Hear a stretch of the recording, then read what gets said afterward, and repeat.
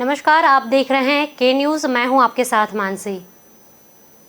जिला मुख्यालय से गुजरी तमसा नदी के तट पर स्थित राजघाट पर शवों के अंतिम संस्कार में आने वाली बाधा अब दूर होगी। कारण कि सामाजिक संगठन भारत रक्षा बल ने यहां गैस संचालित शवदाह मशीन लगाने का फैसला किया है। यह मशीन जन सहयोग से लगाई जाएगी। इससे प्रदूषण में भी कमी आने की उम्मीद है, कारण कि अब तक यहाँ शव का अंतिम संस्कार लकड़ियों से किया जाता था। बता दें, राजघाट पर प्रतिदिन दर्जनों की संख्या में शवों का अंतिम संस्कार किया जाता है। वहीं भारत रक्षा दल भी लावारिस शवों को अंतिम संस्कार करता है। यहाँ संसाधनों का अभाव होने के कारण लोगों को भारी दिक्कत का सामना करना पड़ता है। भारत रक्षा बल इस समस्या के समाधान में जुटा हुआ है। अध्यक्ष उमेश सिंह ने बताया कि यहाँ संसाधनों के अभाव के कारण लोगों को दाह संस्कार करने में भी काफ़ी परेशानी होती है। बड़े महानगरों में शवदाह गृह लगे हैं, लेकिन अब उसकी आवश्यकता यहाँ भी महसूस होने लगी है। इस आवश्यकता और लोगों की ज़रूरत को समझते हुए हम लोगों ने यहाँ पर गैस आधारित शवदाह मशीन बनाने की योजना की है। इस मशीन को लगाने में 26 से 27 लाख का खर्च होने वाला है। यह सारा खर्च जन सहयोग से होना है। इसके लिए आम जनता ने पहले करना भी शुरू कर दिया है।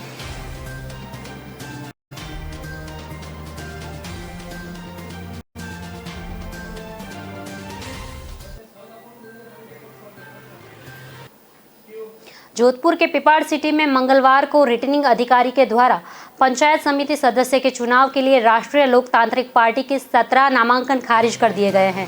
23 में से 17 नामांकन खारिज होने पर पिपाड़ सिटी से लेकर जयपुर पर सियासत गर्मी गई। जोधपुर के भोपालगढ़ से आरएलसी विधायक और राष्ट्रीय लोकतांत्रिक पार्टी के प्रदेश अध्यक्ष पुखराज गर्ग ने बताया कि रिटर्निंग अधिकारी ने सरकार के इशारे पर हमारे नामांकन खारिज किए हैं। पार्टी प्रतिनिधि रिटर्निंग अधिकारी के समक्ष सिंबल लेकर पहुंचा है, लेकिन रिटर्निंग के अधिकारी ने कहा है कि नामांकन जमा कर दो, अभी भीड़ है और सिंबल तो बाद में भी ले लेंगे।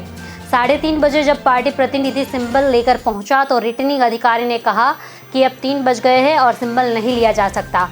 17 नामांकन खारिज कर दिए गए हैं। पंचायत व जिला परिषद चुनाव में सत्तारूढ़ कांग्रेस सरकार ज़्यादा से ज़्यादा नतीजे अपने पक्ष में करने की तैयारी कर रहे हैं। आरएलसी अध्यक्ष पुखराज गर्ग का यह भी कहना है कि एसएमडी में खुद यह स्वीकार किया है, सरकार के दबाव में आरएलपी के सभी 17 नामांकन खारिज किए गए हैं, क्योंकि यह सभी को पता था कि पिपाड़ सिटी में पंचायत समिति प्रधान आरएलपी से ही बन रहा था। मंगलवार को पूरे प्रदेश के अन्य जिलों से भी ऐसे ही समाचार मिलते रहे। कहीं नामांकन से पहले सिंबल चोरी हो गए हैं, वहीं कहीं नामांकन पत्र गलतियां होकर पूरा नामांकन पत्र खारिज कर दिया गया है, जिससे उम्मीदवारों को सत्ता की पहली सीढ़ी चढ़ने में भी मायूसी हाथ लगी है।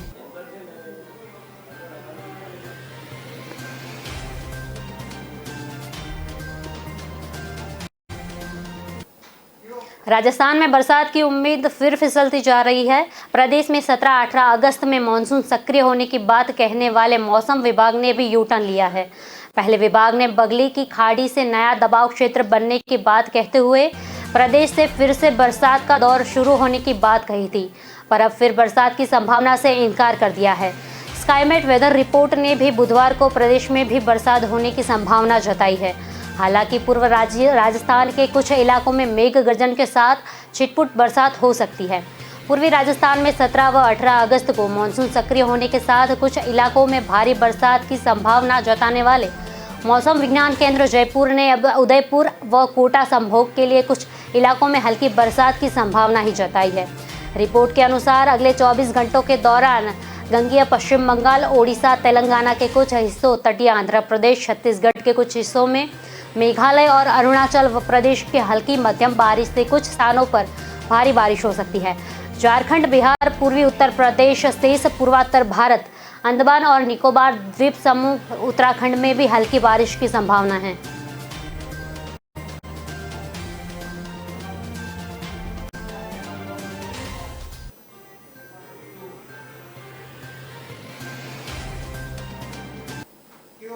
भाजपा सांसद एवं पूर्व राज परिवार से जुड़ी दिया कुमारी मंगलवार को जून आशीर्वाद यात्रा की जानकारी देने तथा तैयारियों का जायजा लेकर अलवर आई और अलवर पूर्व राज परिवार से अपने मधुर रिश्तों की दुहाई देकर पूर्व केंद्रीय मंत्री जितेंद्र सिंह को पार्टी नेताओं के कहने और स्वयं सिंह के चाहने पर भाजपा में शामिल कराने का शराफा छोड़ गई। उन्होंने कांग्रेस पर उनके पिता का धोखा देने का आरोप लगाया। और कहा कि भाजपा उनकी विचारधारा रही है। प्रधानमंत्री के सुझाव पर केंद्रीय मंत्रिमंडल में शामिल किए गए मंत्रियों की ओर से देश में निकाले जा रही जन आशीर्वाद की यात्रा की जानकारी देने अलवर आई सांसद दिया कुमारी ने पत्रकारों से सर्किट हाउस में बातचीत के दौरान अलवर पूर्व राजघराने से रिश्ते और कांग्रेस से भाजपा में शामिल हो रहे नेताओं के संबंध में पूछे गए सवाल में जवाब में उन्होंने कहा कि अलवर पूर्व राजघराने के उन्हें अच्छे संबंध रहे हैं।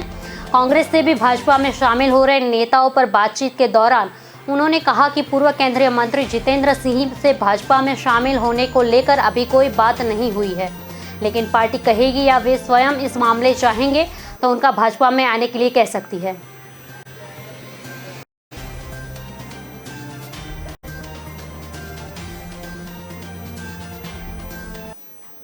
मंत्रिमंडल विस्तार और राजनीतिक नियुक्ति को लेकर हो रही देरी पर प्रदेश प्रभारी अजय माकन का बड़ा बयान सामने आया है। प्रदेश प्रभारी अजय माकन ने कहा है कि मंत्रिमंडल विस्तार और राजनीतिक नियुक्ति में जो समय लग रहा है इससे देरी नहीं समझा जाएगा, बल्कि यह हमारी स्ट्रैटेजी का हिस्सा है। माकन ने मंगलवार को दिल्ली में मीडिया से बातचीत करते हुए कहा कि मंत्रिमंडल विस्तार और राजनीतिक नियुक्ति वर्क इन प्रोग्रेस है, इन पर काम चल रहा है।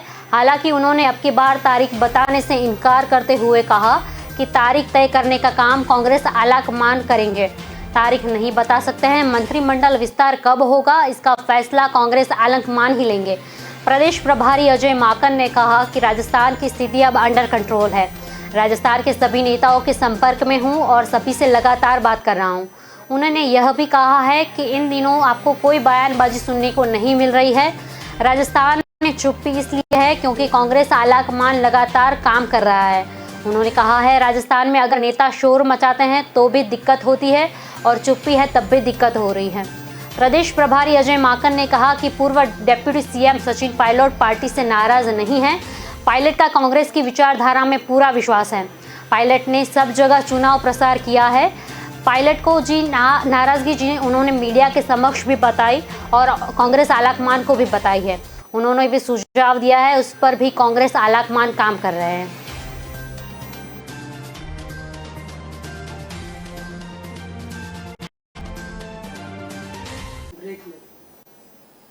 समाचार में समय हुआ एक विराम का, देखते रहिए के न्यूज़।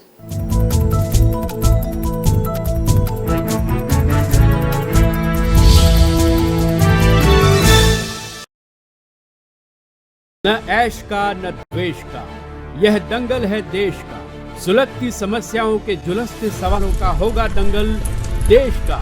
प्रशासन के प्रश्नों को लेकर होगा दंगल देश का। शिक्षा, स्वास्थ्य, समाज, कानून और व्यवस्था के आज क्या है हालात। सोमवार से शुक्रवार रोज रात 8 बजे जलपा क्षत्रिय के साथ दंगल देश का।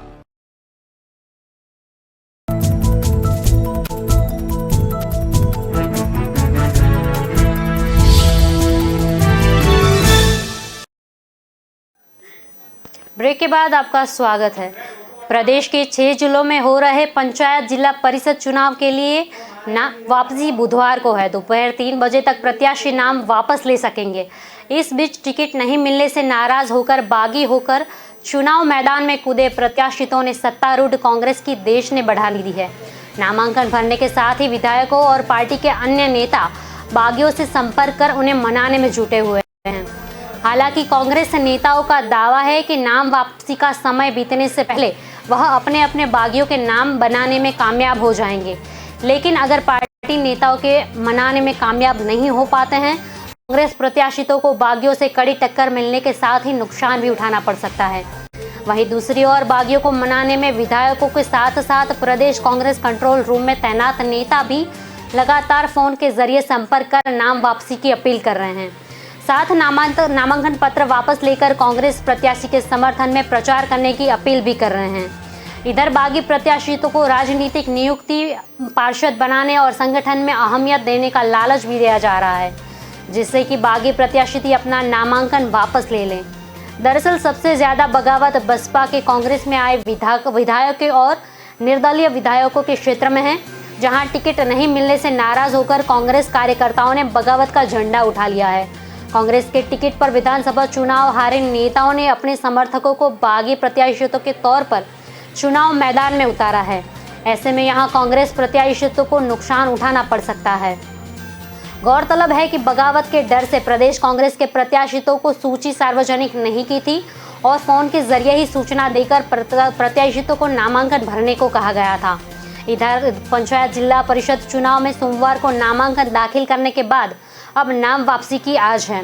दोपहर 3 बजे तक नाम वापसी हो सकेगी। उसके बाद शाम 5 बजे चुनाव मैदान में डटे प्रत्याशियों की फाइनल सूची जारी की जाएगी। प्रदेश में पंचायत चुनाव का बिगुल बज चुका है। पहले चरण के लिए नामांकन भी भरे जा चुके हैं। चुनाव की वजह से प्रदेश के ज्यादातर हिस्सों में आदर्श आचार संहिता लगी हुई है, यानी ना कोई तबादले किए जाएंगे और ना ही किसी तरह व लोकार्पण व शिलान्यास किया जाएगा। मगर राजस्थान सरकार ने कई जिलों में कार्मिका के तबादले कर दिए हैं, जिसको लेकर नेता प्रतिपक्ष गुलाबचंद कटारिया ने मुख्य निर्वाचन अधिकारी को पत्र लिखा है। कटारिया ने पत्र में लिखा है कि जयपुर, भरतपुर, सवाई माधोपुर, सिरोही, दौसा व जोधपुर में जिला परिषद और पंचायत समिति चुनाव के चलते आदर्श आचार संहिता लगी हुई है। इन 6 जिलों में स्थानांतर एवं पद स्थान पर पूर्ण प्रतिबंध है। इसके बावजूद आचार संहिता का खुलेआम उल्लंघन किया जा रहा है। इन जिलों में बड़ी संख्या में पद स्थान आदेश जारी किए जा रहे हैं। उन्होंने कहा है कि संयुक्त शिक्षा निर्देशक स्कूल शिक्षा जयपुर ने 372 द्वितीय वेतन श्रृंखला के अध्यापकों को स्थानांतरण किया है। निर्देशक माध्यमिक शिक्षा में विभिन्न पदों के अधिकारियों एवं कर्मचारियों के स्थानांतरण निर्देशक संस्कृत शिक्षा विभाग द्वारा इन जिलों में स्थानांतरण आदेश जारी किए जाएंगे। इसके अलावा जलदाय विभाग ने भी इंजीनियर्स व कर्मचारियों, चिकित्सा व स्वास्थ्य विभाग ने चिकित्सा अधिकारियों के स्थानांतरण के आदेश जारी किए हैं। कई अन्य विभागों में भी स्थानांतरण आदेश जारी कर आचार संहिता को बताया जा रहा है। उन्होंने निर्वाचन अधिकारी से तुरंत प्रभाव से स्थानांतरण आदेशों का निरस्त करने की मांग की है।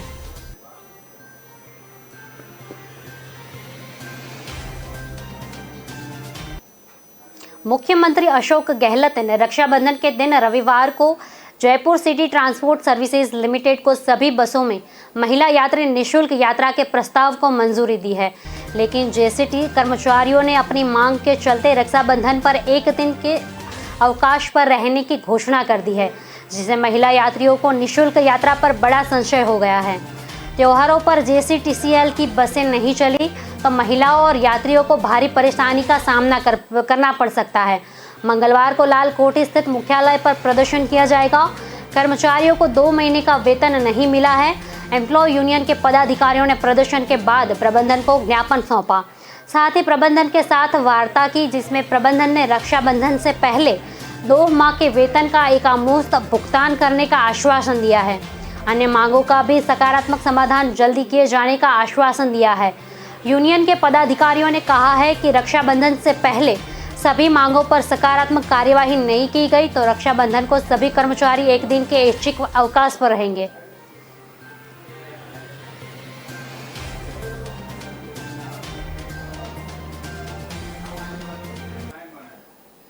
राजस्थान में पहली बार विधानसभा के बजट सत्र को खत्म किए बिना 5.5 माह बाद फिर से विधानसभा की कार्यवाही शुरू होगी। सचिन पायलट खेमे की बगावत के बाद विधानसभा सत्र बुलाने पर राज्यपाल और सरकार के बीच हुई टकराव की वजह से ऐसा किया गया है। सरकार के इस कृत्य को लेकर उपनेता प्रतिपक्ष राजेंद्र राठौड़ ने नाराजगी जताते हुए कहा है कि विधानसभा सचिव को पत्र लिखा है। राठौड़ ने कहा है कि बजट सत्र का सत्रावसान करने के लिए सरकार ने फाइल राजभवन को नहीं भेजी।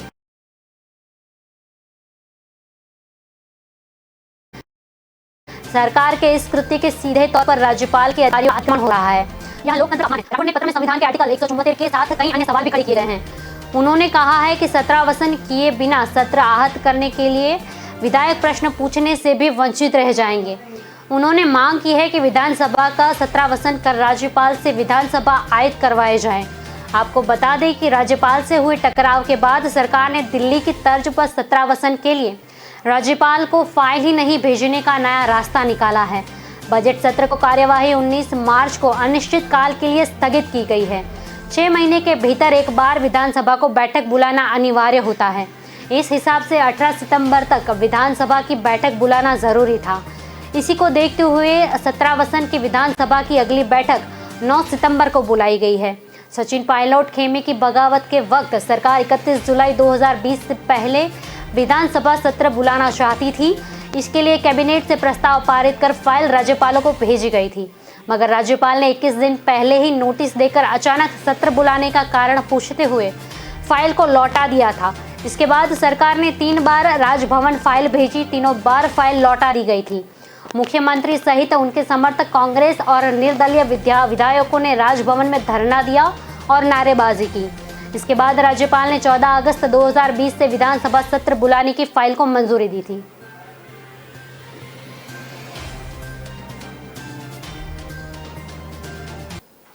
राजस्थान में बरसात की उम्मीद फिर फिसलती जा रही है। प्रदेश में 17-18 अगस्त से मानसून सक्रिय होने की बात कहने वाले मौसम विभाग ने भी यू टर्न ले लिया है। पहले विभाग ने बंगाल की खाड़ी में नया दबाव क्षेत्र बनाने की बात कहते हुए प्रदेश में फिर से बरसात का दौर शुरू होने की बात कही थी, मगर अब फिर बरसात होने की संभावना से इनकार कर दिया है। स्काईमेट वेदर रिपोर्ट ने भी बुधवार को प्रदेश में बरसात नहीं होने की संभावना जताई है। हालांकि पूर्व राजस्थान के कुछ इलाकों में मेघ गर्जन के साथ बारिश हुई थी। पूर्व राजस्थान में 17 व 18 अगस्त को मानसून सक्रिय होने के साथ कुछ इलाकों में भारी बरसात की संभावना जताने वाले मौसम विज्ञान केंद्र जयपुर ने अब उदयपुर व कोटा संभाग के लिए इलाकों में हल्की बरसात की संभावना जताई है। केंद्र के अनुसार बुधवार को प्रदेश में झालावाड़, चित्तौड़गढ़, प्रतापगढ़, बांसवाड़ा जिलों में 1-2 स्थानों पर मेघ गर्जना की आगाही की थी। अनुसार अगले 24 घंटों के दौरान गंगेय पश्चिम बंगाल, ओडिशा, मध्य महाराष्ट्र के कुछ हिस्सों में कुछ स्थानों पर भारी बारिश हो सकती है। झारखंड, बिहार, कर्नाटक में हल्की बारिश संभव है। आंतरिक तमिलनाडु में और उत्तराखंड में हल्की बारिश संभव है।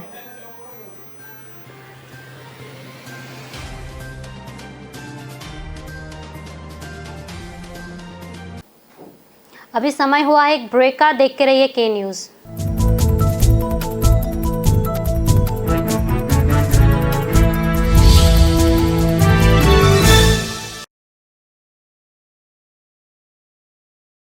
दिल का परिंदा उड़ चला, अंदाज अपना मन चला, खुद की तो सुन ले, जी भर के जी ले, रुकना ना तू अब ठहर। Lyra, anytime, anywhere. Lyra, everybody loves to wear. Lyra, anytime, anywhere.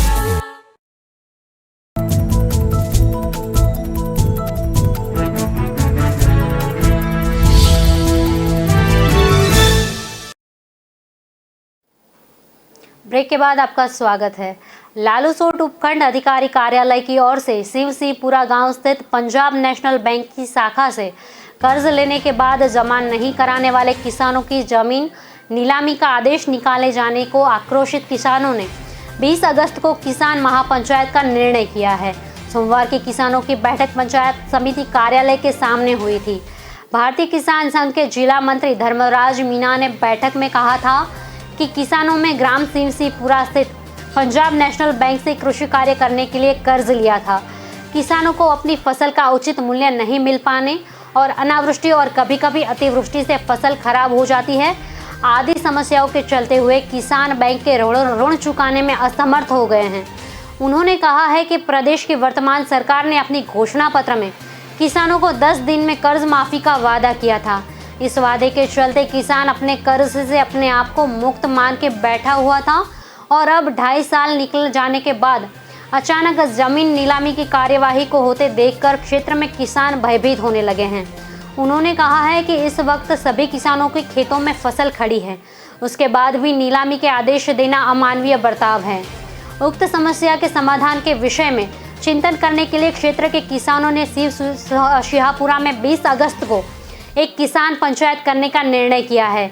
इस किसान पंचायत में किसानों की समस्या के विभिन्न पहलू पर चर्चा करने के बाद राज्य और केंद्र सरकार के नाम पर ज्ञापन देकर किसान कर्ज माफी की मांग पुरजोर तरीके से उठाई जाएगी।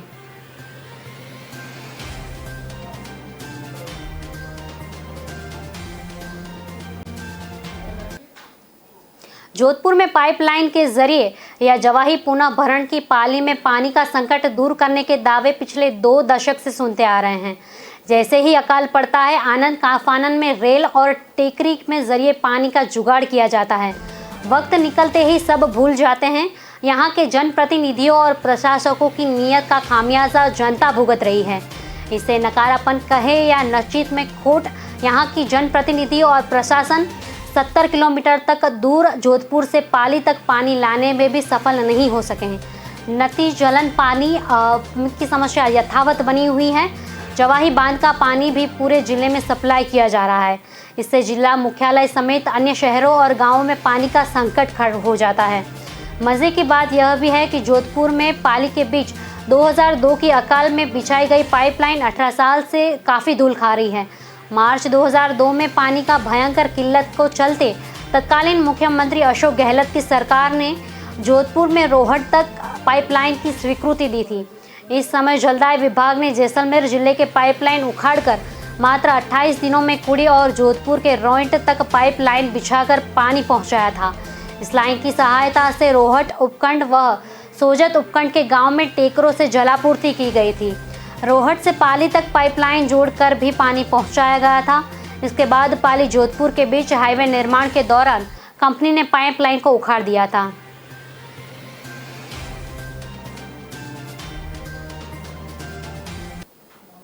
रबी फसल वर्ष 2020-21 में ओलावृष्टि से 43% या उससे अधिक फसलें खराब होने की गिरावटी रिपोर्ट के आधार पर राज्य सरकार ने प्रदेश के 11 जिलों में 85 गांवों में अभावग्रस्त घोषित कर दिया है। मुख्यमंत्री अशोक गहलोत ने खराबे से प्रभावित होने वाली 85 गांवों को अधिसूचित कर प्रभावित किसानों को कृषि आदान अनुदान देने के लिए जारी की जाने वाली अधिसूचना के प्रारंभ को अनुमोदन किया है।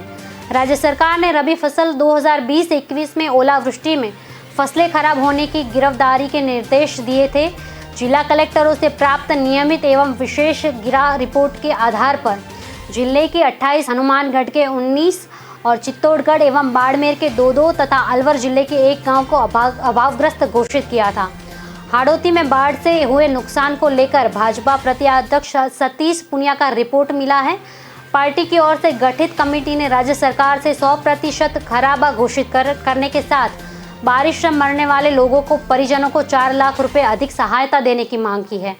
राज्य सरकार ने इस साल जनवरी माह से भी एक अधिसूचना जारी करते हुए प्रदेश के 3 जिलों में 48 गांवों को अभावग्रस्त घोषित किया है।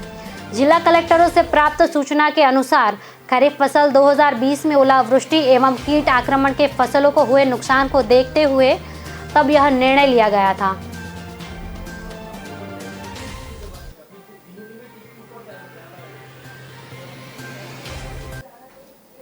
पिछले 4 दिनों से लापता सिंधी कॉलोनी निवासी मोबाइल व्यवसायी निखिल टेकवानी की जली हुई लाश व कार सोमवार शाम को ढाड़ देवी जंगल में मिली थी। सूचना पर पुलिस ने मौका करके लाश को बरामद कर मोर्चे में रखवाया था। पुलिस ने हत्या का मामला दर्ज किया है। इस मामले में पुलिस ने कुछ घंटों के भीतर 3 जनों को पकड़ लिया है। उधर इस घटना को लेकर सिंधी समाज में आक्रोश फूट गया है।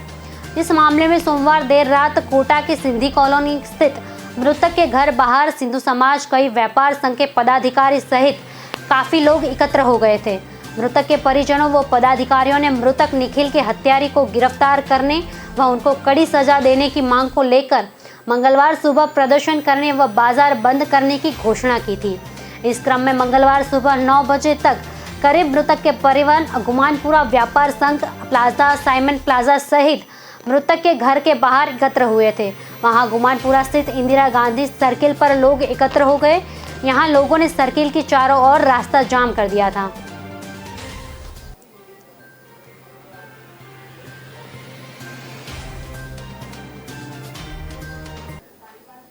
जिले में कोरोना की तीसरी लहर से निपटने के लिए की गई तैयारियों का जायजा लेने चिकित्सा एवं स्वास्थ्य विभाग ने शासन द्वारा सिद्धार्थ महाजन पहुंचे थे।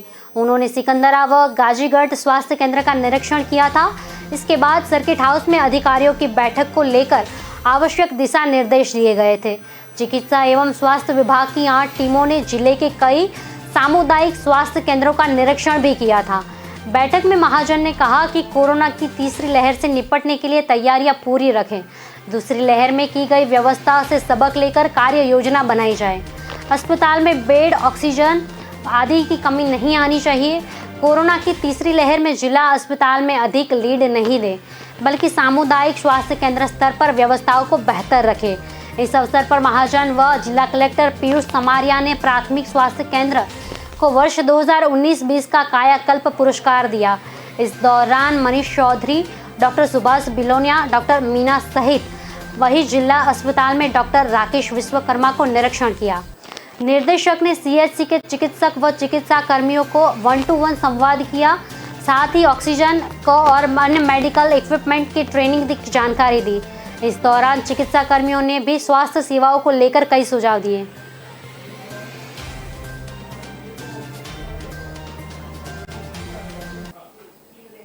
समाचार में बस अभी इतना ही। देखते रहिए के न्यूज़। नमस्कार।